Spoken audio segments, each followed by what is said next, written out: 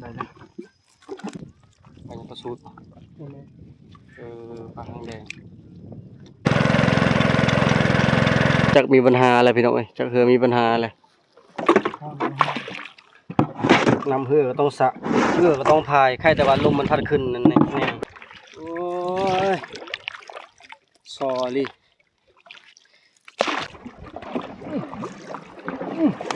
สวัสดีแซลมอน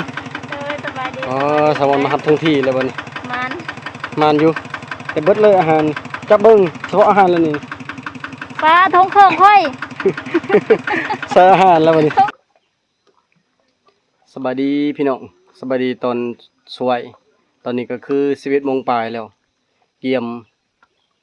เอาเครื่องลงเรือแล้วก็กู้มองตอนนี้เครื่องเฮาก็เกือบจะเบิดแล้วเด้อนี่ลงปะในเรือนี่กองไว้แล้วก็จึงไปกู้มอง3ด่างอีพีนี้ก็คือบ่เฮียงที่เอาอาหารไปฝากแซลมอนว่าเราสิดีใจแบบใดดีใจส่ำใดพอเราจะกินหมูป่ากับพานแห้งแล้วก็คือสิถามว่าแซลมอนสิเฮ็ดเมนูใดให้กินและสิเฮ็ดแบบใดไว้บ่แซลมอนนี่มันบ่เคยเฮ็ดซุมหมูนะบ่ฮู้ว่าเราเฮ็ดเป็นหรือบ่จะได้ก็ให้พี่น้องได้เบิ่งว่าหน้าตาออกมาเป็นแบบใดและคนดีใจน่ะเป็นแนวใดจะได้ก็ไปลุ้นนํกันนะพี่น้องแล้วก็ลุ้นน้ำมองก่อนอื่นก็สิพากันกู้มอง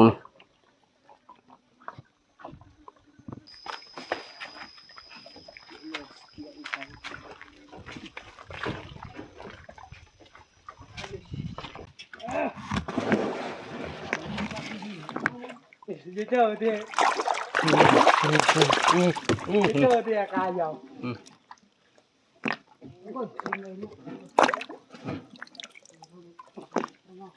ดีงามเลยนี่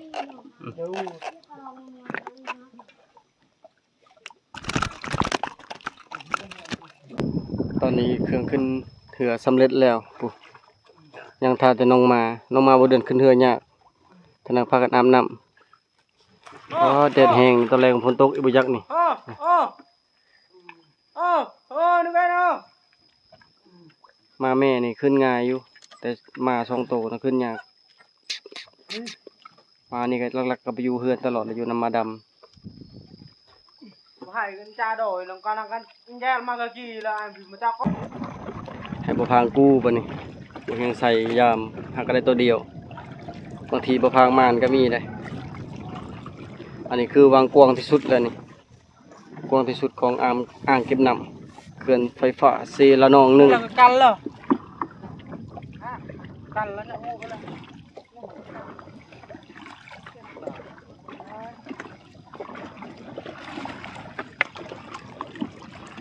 มันจะเอามูลกี่ปอนนัวเลยปอนน่ะปองนักดอบเลยปอนเกเลยตะบนตัดแล้วบัดจิเลยเลยตัดเลยปอยเลยได้เลยเอาหินออกก่อนปัสกลางตัวแรกของมื้อเช้าบ่ค่อยถืออีหลีเนาะ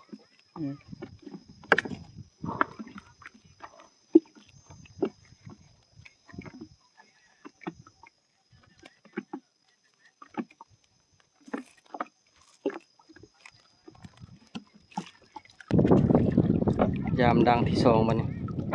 ดังที่1มอง6เซนได้ตัวเดียวทั้งลมนี่แล้วก็เดินแจกนี่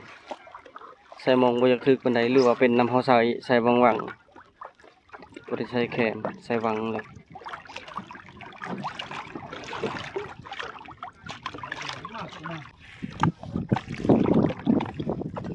มองดาวที่2ถึกตัวที่2ที่ปลาหยังแห้งๆอยู่แต่เบิ่งดีนะปลายังประสูตรปลาหางแดงถือกระติดบอลนั่นเลยอันนี้ยังด้านที่3นี่พวกใส่กลางวัง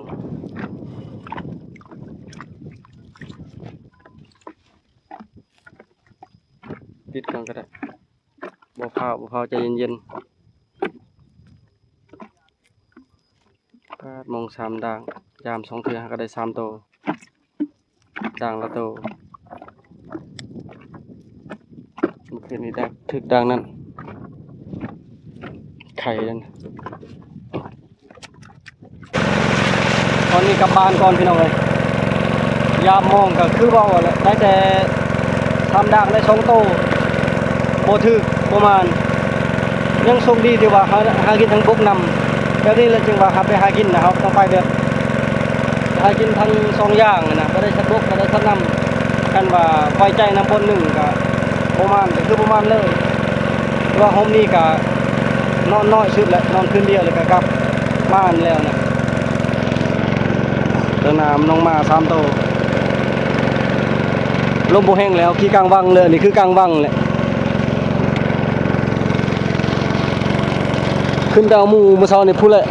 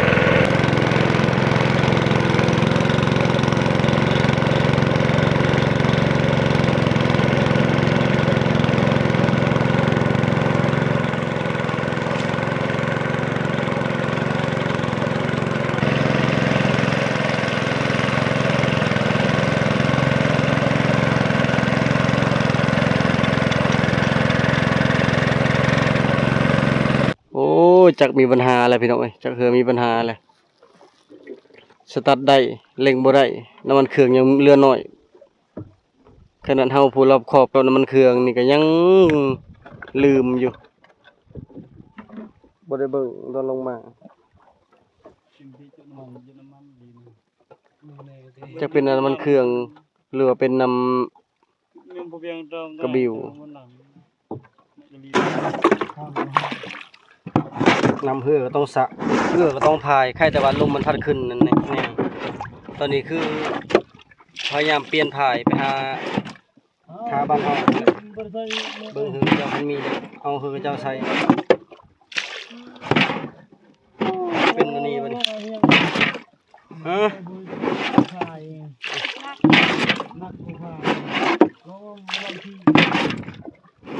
ไปบ่พังลงไปยันไปเอานำพร้อมเลย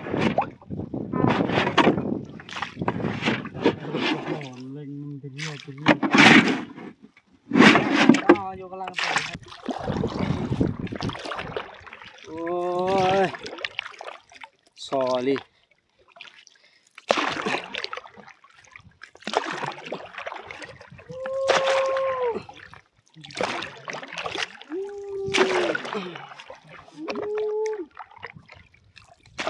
ฮอนเกลียนก่อนกระโบเพื่อสิพายไปหาทาบ้านเฮายังพอแห้งอยู่เด้อน่ะ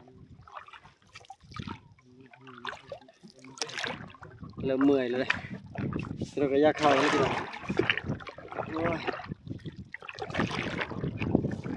ทางนี้เบิ่งมาหากับโอ้ย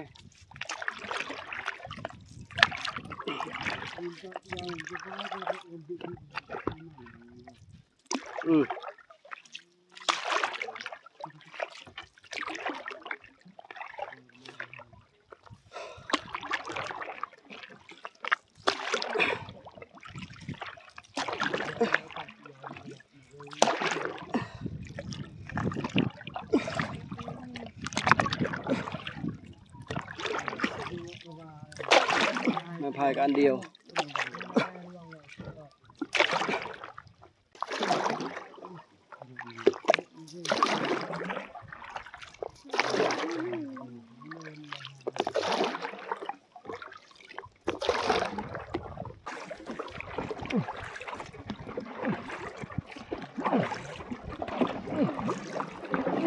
แข่งเขา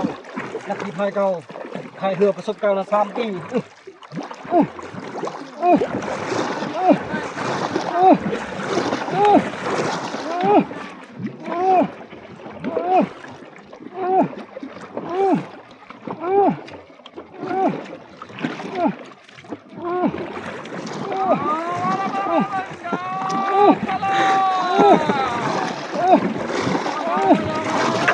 ถือว่าลายแมตเตอร์แต่ผู้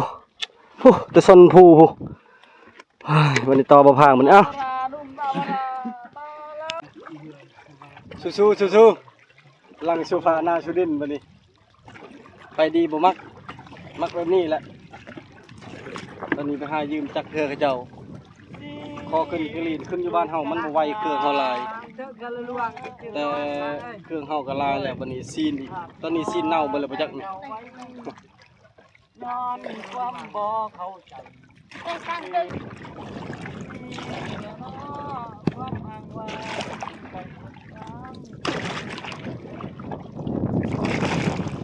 แดดเลยเปลี่ยนคนใหม่บัดนี้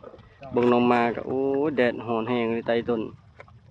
ขนาดเฮาผู้นุ่งทรงนุ่งเสื้อนี่ใส่หมวกก็ยังหอมยังอันนั้น น้องมาคันซะ ยังแหม มาบ่ใส่หยังเลยนี่ บ่ฟังนั่งดูดิอย่าบ่ มานเลยเนาะเข้าป่าเบิ่งนี่แดงเบิดและแข้งขานี่ดำมาเลยนี่นะเอามาลงแล้วพังเอ้ยเอาลงมาลงแล้วน้ำก่อนมันร้อนหลาย ลอยได้บ่ ได้ติดกระพังแล้ว5เมตรนี่ คำนี้บ่ได้บ่มันลอย เอาลงรถ นี่นะ ให้มาอาบน้ำนี่บ่เป็นหยังนี่นะนี่นะติดรถนี่ติดกระพังนี่ลงเบิ่งลงดีให้อาบน้ำก่อน ขอบคุณก่อนด้วย1 2 3กระป๋องนี้ด้วยนะครับพร้อมได้ดูนี่ ต้องรถเองนี่รถตัวนั้นน่ะ3โอเคกำลังนำนี่โอ้ไปหุ่นลูกไปหาหมูไป โลย จะขึ้นเลยนะโอ้ไผว่าลอยบ่เป็นไปแข่งขันไปฮอดก่อนไป1 2 3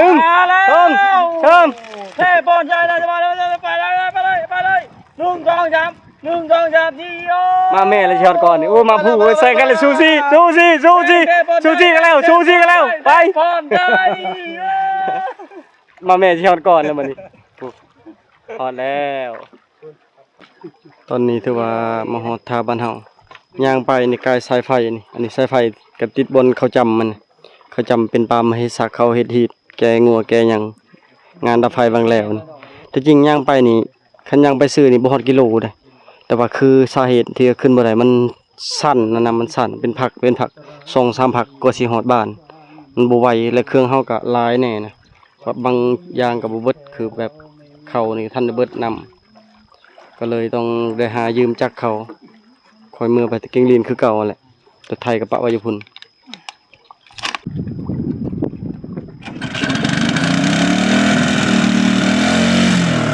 ได้แล้วเป็นน้ำมันเครื่องอะไรเดี๋ยวนี้ก็คือ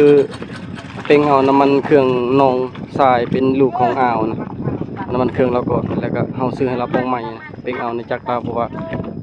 จักรเขาเจ้าล็อกเบิดช่องเครื่องนองทรายช่องลำนะบ่เป็นอายบ่เป็นนองมีแต่ห้องเทือนแล้วก็ชื่อน้ำมันเครื่องให้เขาเจ้าใหม่มันจะเป็นแล้วมันเครื่องเมื่อมีก็ยากแต่บ่ได้มันบ่เป็นน้ำมันเครื่องก็เบิดแต่ว่าหัวเทียนนี่ก็มีส่วนแล้วก็กระดิ่ว โอ้ยเมื่อยวันนี้เล็งออกฮอดพีเมื่อกี้นี้แล้วก็ไปต่อบ่ได้ก็เลยกลับมามางเอาจากอันนี้จากนายพรานที่ปานน้ำเฮามื้อนั้นนะที่มือเฮาได้กับห้องหมอนะกินข้าวนึงกินน้ำแล้วก็ซื้อให้เราก็ใจใหม่เอายืมจากเราขึ้นอยู่กังลีนก่อนบ่ได้ยืมแล้วนี่นะแล้วก็บ่ได้รักย่างมือก็บ่ไหวคือเว้านั่นแหละสุดท้ายก็ได้แต่ว่ายืมออกจากของในผ่านห้องเอาไปใส่ก่อนแล้วนั่นแหละตอนแรกเรือมื้อเช้ามาส่งเราคืนแล้วก็จนใกล้จะเข้าตำบึงกันสิหลายอย่างอยู่ดอกคันมันเทมันนี่แหละ1ตำบึงหัวเทียน2ก็ตำบึงกระดิ่ว3นี่แม่นต้องพวกน้ำมันเครื่อง3อย่างเลยหลักๆเพราะว่าจังนี่ตอนซื้อมาใหม่ๆนี่ใส่นะมันจะประมาณจะเดือนปลายนั่นแหละและอันช่วงนั้นตอนเรือเสียเนาะบางคนสิเบิ่งบ่ได้เป็นสีเก่าและน้ำท่วมคืนนึงมันจะไต่น้ำบ่ได้ที่เอาขึ้นทันเลยทั้งทรายทั้งหยังแต่ว่าเฮามาหาซื้อมาใหม่แล้วน้ำท่วมนะมันอยู่ไต่น้ำ คืนหนึ่งเนี่ยมันก็มีทั้งทรายทั้งโคลนขี้ต้มมันติดเต็มอยู่แต่มันก็เลยสภาพมันก็บ่ค่อยเก่าคือเก่ามึงว่าติ๊กๆชิ้นหมูเฮากันน่าจะเน่าไปเลยแต่ยิ่งน่ะคือเซละน้องเดี๋ยวนี้นั่นถ้าว่าแถวเมืองน้องขึ้นไปน่ะเขาเจ้าจะบ่ให้อันชาวประมงหาอยู่หากินหรือว่าพวกกันพ่อค้าแม่ค้าก็บ่ให้ซื้อขายปลาบ่ให้หาปลาบ่ให้กินน้ำบ่ให้ตักน้ำเซละน้องใส่อยู่ทางถึงนะเพราะว่ามันช่วงนี้น่ะปลาตายหลายสาเหตุก็คือสารเคมีนะเขาจะปล่อยสู่ลงน้ำเสเพราะว่าคือบ่ยังว่าต้นกำเนิดของอันเซละน้องแม่นมาจากแขวงไสกองไหลผ่านแขวงสารวัตรสู่แขวงสวรรณเขตเป็นแขวงที่3ทั้งเหนือทั้งต้นกำเนิดของเซนี่เขาบ่ฮู้ว่าอยู่ทางพุ่นนั่นมันจะมีโรงจักรโรงงานหยังแน่บ่หรือว่ามันจะมีพวกส่วนพวกอิหยังนั่นนี่บ่น่ะหลักๆก็คือพวกอันนี้แหละที่ว่าเขาจะปล่อยลงสู่เซเฮ็ดให้ปลาตายคือเขาประกาศไปวันอาทิตย์ปลายนี่เขาเจ้าบ่ให้ล่าสัตว์น้ำหรือว่าหากินสัตว์น้ำบ่ให้เก็บปลาตายอันนี้แม่นทั้งเทิงพุ่นอยู่ทางบ้านเฮาแม่นบ่เป็นหยังเพราะว่ามันไหลบ่ฮอดที่นะครับที่เป็นน้ำเขื่อนแต่ปลาตายนี่แม่นน่าจะแม่นถูกเขายิงแต่อาหารแล้วปลากิญาแต่สิแม่นปลาก็จะยิง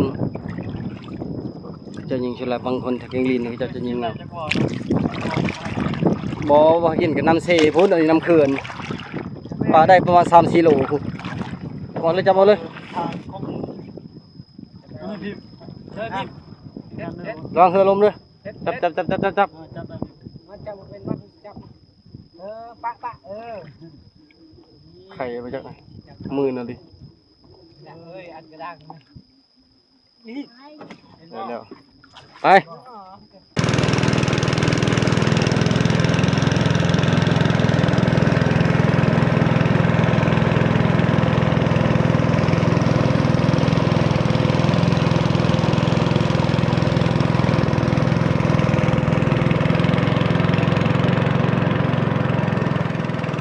โอ้ตอนนี้มาฮอดเกลีนแล้วเพื่อนเบิดเลยในรถจักรมาเอาจักรมาแปลงนี่ปลาเก็บเมื่อกี้นี่ง่ายคักอันนี้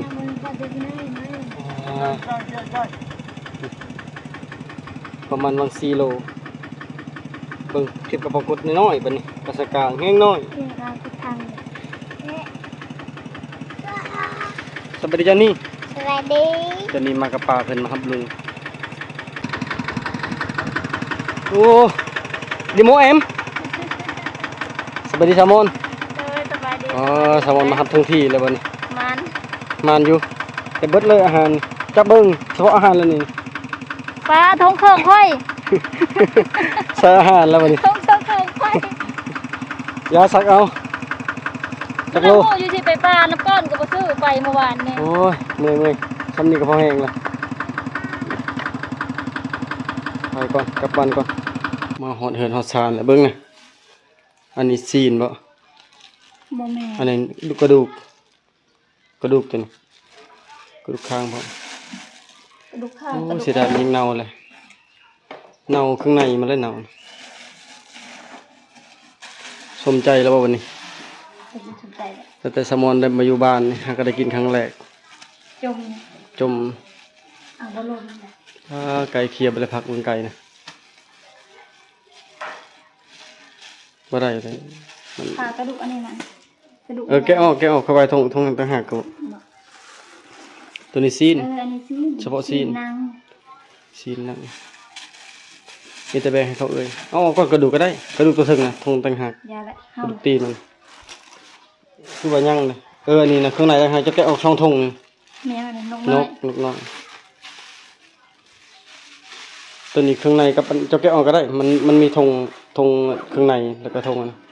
ปลาทงมันโลนึงเลย สนใจแล้วได้กินแล้วบัดนี้หมูประมาณ45 โลพอได้กินโตปูข้างใน มันอย่าเด้อบ้านน้อย ข้างในเพราะดำ แล้วแต่ไหน อืม จะแบะเขาเอื้ออยู่นั่น เอาแรงๆแหละ เออมือ เขายังสิ แดดแห้ง เขายังสิจักหน่อไม้ต้มก่อน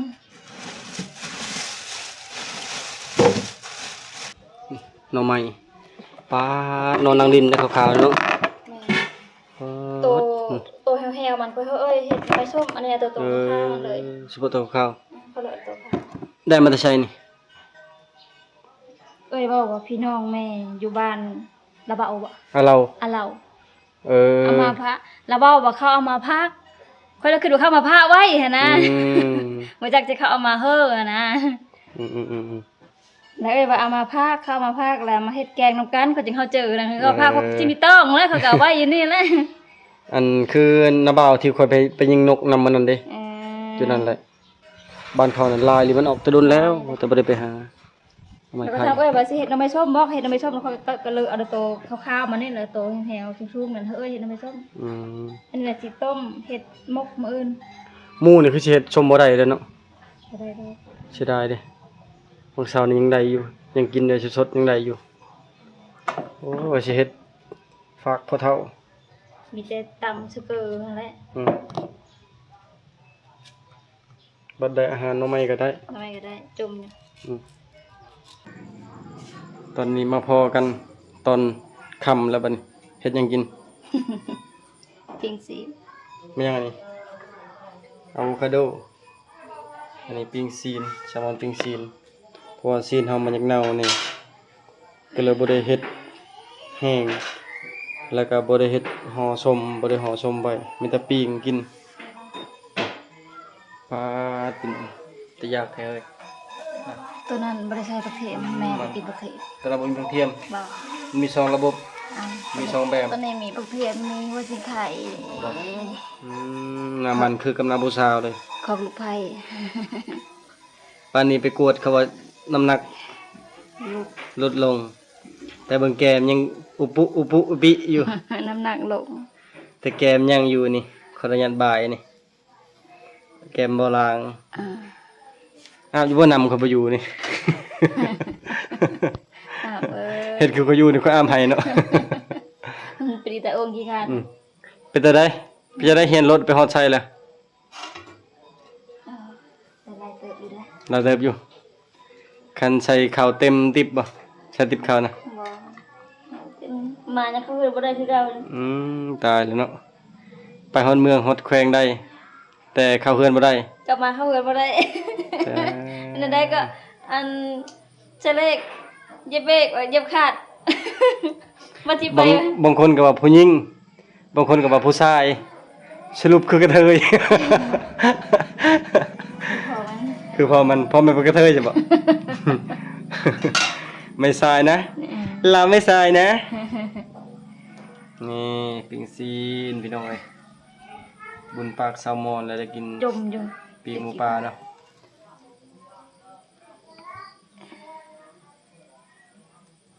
บ่เคยไปสิได้ เนาะ เอากองไปมื้อเลิกอะ ได้แต่นก นกกระหอกไก่ปลา หน้าจะแหลมคือนกบ่คือกระหอกอ้าวเขาก็ยันเราเขาก็ได้ปลาให้เจ้ากินเด้ ติดปลาไปติดอยู่หมอมื้อนั้น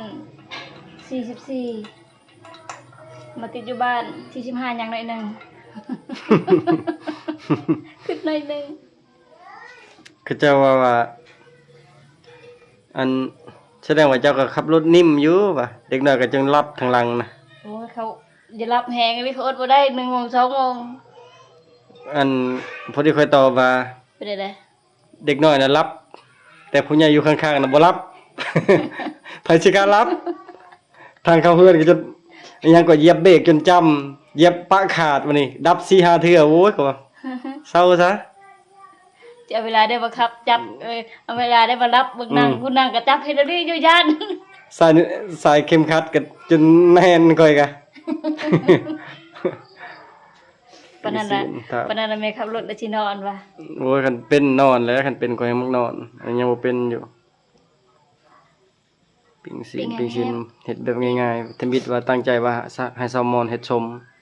จะเอาไปผักพอเท่าไม่เท่าอันนั้นกระดูกขางนะบ่อยากแจ้งบ่ได้ กระดูกกระเดี่ยวได้ พากันกินข้าวหอบแรงโอ้จันนี่ได้ของฝากแล้วเนาะเมื่อได้แม่มาจันนี่เมื่อได้แม่จะมามื้ออื่นหรือมื้อฮือตรึกมันเรียบ่มื้อเล่นเป็นมีอยู่มื้อฮือตอนนี้อยู่แต่พอพื้นในอยู่แต่พอแล้วก็ลานจอนนี่ซาวมอน ดูกินข้าวเลย แล้วก็แม่ข้างหลังเบาเฮียงแล้วก็ลานลูกเอ๋ยมาแต่บ้านจัดสรรลานผู้หนึงเมื่อผู้หนึงมา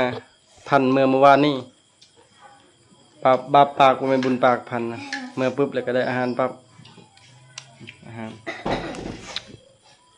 มาเด้อพี่น้องมากินกับครอบครัวบัดนี้มากินปีงหมูปลา แม่ ปีงหมูปลาหรือว่ายางหมูปลา คนลืมเลยนะ แม่มักแฮนกระดูกบ่จะเป็นอันนี้หน่อไม้ วันนี้มันเป็นกระแสแข็งๆนะหวาน กรอบเนาะเอากินเลยได้แซ่บ แล้วก็กิน ระวังไม่แควเท่านะถ้าหล่นนะอยู่ในเนาะอ้าวตั้งให้เริ่มดิ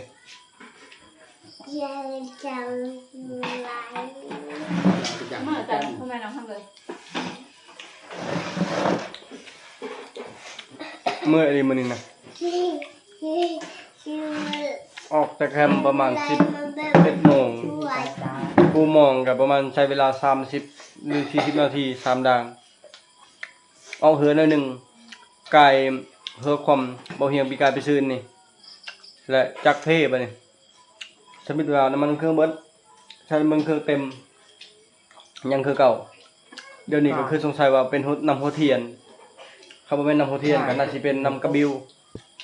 เจะนอนได้กินข้าวแล้วแหละสิไปเอาเมื่อกี้นี่ชวนมาพัง2 เทื่อแหละยังบ่ให้คำตอบอยู่ไปเอาผู้เดียวก็บ่ไหวพี่น้องเข้าใจว่าจักน่ะมันเป็นของบ่เฮียงเฮือเป็นของ FC แบบว่าเพิ่นประกอบส่วนให้เพิ่นออกซอยแต่ว่าบ่เฮียงก็อยากแบบว่าให้ทีมงานนั้นพากันรักษาดูแลนํกันเดี๋ยวนี้คือสมมุติว่าบ่เฮียงบ่อยู่ไปหั่นไปนี่ก็ไปเจาะเบิ่งเฮือยามนี้ก็ช่วงเข้าสู่ฤดูฝนบางทีก็นำขึ้นนำลงนั่นนี่ก็ต้องเจาะเบิ่งนำกันแต่ว่าบอกก็ยากนี่คือบ่พังนี่บ่ได้เว้าลาวเด้น้อยนักเราสิไปนะปีหนึงได้บ่2 เทื่อแล้วพยายามบัดเฮาไปเที่ยวไปเที่ยวมาเที่ยวไปเที่ยวมาไปเจาะเบิ่งเฮือคือแบบมื้อนี้แหละบ่เฮียงก็บอกเรา2 เทื่อแล้วบอกไปเอาจักขึ้นมานะเพราะตอนกลางเว้นน่ะมันบ่ไหวมันร้อนเราก็ยังบ่ให้คำตอบอยู่ไปเอาผู้เดียวก็บ่ไหวแฮงก็ดีแล้วก็ไปกับสมอนก็ยากอีกนะมันหนักจักเทื่อนทางห่างมันพร้อมอาศัยจางเขาก็บ่ได้เมื่อยเลยพายเรือมื้อนี้ก็โอ้จะลอยเบิดแขนเรือใหญ่พัดแต่สมาแต่กาบ้านลอยเก่าหั่นที่ฮอดท่าบ้านเฮามื้ออื่นนี่ก็ต้องขี่เรือไปชงเขาเจ้าไปชงขี่เรือไปชงจักเรือเขาเจ้าเมื่อยเลยเด้อแดดพร้อม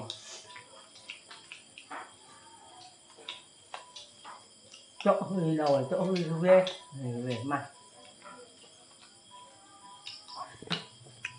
ไปเจอได้แม่แซ่บบ่ชิ้นหมูปลา xem แซ่บบ่ซ้ำบ่กันทำไมดองซ้ำกันบ่ can ซ้ำกัน 15ลงมาดองไว้แล้วแม่ ชิ้นหมูปลาให้ค่อยบัดนี้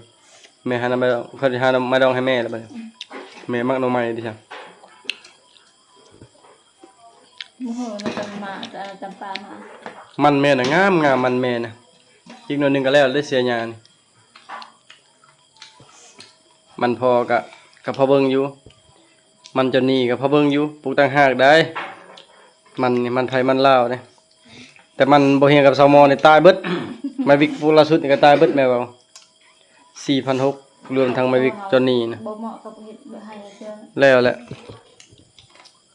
chân đi บ่มาเลยเมื่อยบ่มีพี่น้องเอ้ยบ่มีกำลังใจเฮ็ดหยังต่อเพราะว่า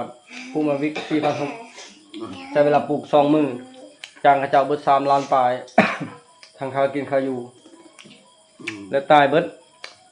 แดดแล้วปลูกจังโบงบ่แม่นปลูกมันนะครับ2 มื้อเนาะ2 มื้ออยู่พุ่นแน่อยู่พี่แน่แล้วก็แซมอีกก็เบิด10 กว่าล้านก็เบิดเลยบัดนี้บ่ฮู้ว่าสิเฮ็ดหยังต่อบัดนี้คันมีเงินลงทุนซื้อยางพาราก็อยากเป็นบัดนี้คือเก่าเมื่อยแล้วบัดนี้จักสิเฮ็ดหยังต่อเงินก็บ่มีจักสิได้ไปถ่ายคลิปให้พี่น้องได้เบิ่งหรือบ่แล้วบัดนี้คันเมื่อยหลายก็บ่ไหวพักผ่อนเฮ็ดหยังก็บ่มีกำลังใจเฮ็ดแล้วบัดนี้ มันแม่นใช่เรื่องเนาะตอนนี้งานไปคือ แซ่บเนาะตัวนี้เนาะแซ่บบ่ แซ่บ แซ่บอันนี้แซ่บบ่ แซ่บ แซ่บลานลูกเอื้อยลานลูกน้องลานลูกป้าลานลูกแม่เฒ่า อันนี้ลานลูกปู่ ลานลูกย่า เอาพี่น้องเอ้ยก็พอได้เว้าหัวเว้าม่วนนั่นแหละถ้ามีแต่ตั้งใจว่าสิมาเฮ็ดอันส้มหมูป่าให้สมอนเฮ็ดคันบอกก็เฮ็ดแฮงแต่ว่าสมอนแล้วก็เมื่อยเพราะว่าทางยางโมงหมู่บ้านมื้อนี้แล้วก็หมูมันก็อยากเน่าแน่นะก็เลยแบบฝากตู้เย็นไว้ปิ้งเอาแล้วก็ไว้แกงออมกระดูก เจ้าชื่ออะไร สำหรับคลิปนี้ก็ขอจบไว้เพียงเท่านี้พี่น้องก่อนอื่นก็ขอบคุณใจเบิดทุกคนที่เป็นกำลังแห่งใจให้ผมเพียงถ้าไว้ติดตามทางพี่นายพี่น้องเด้อบ๊ายบาย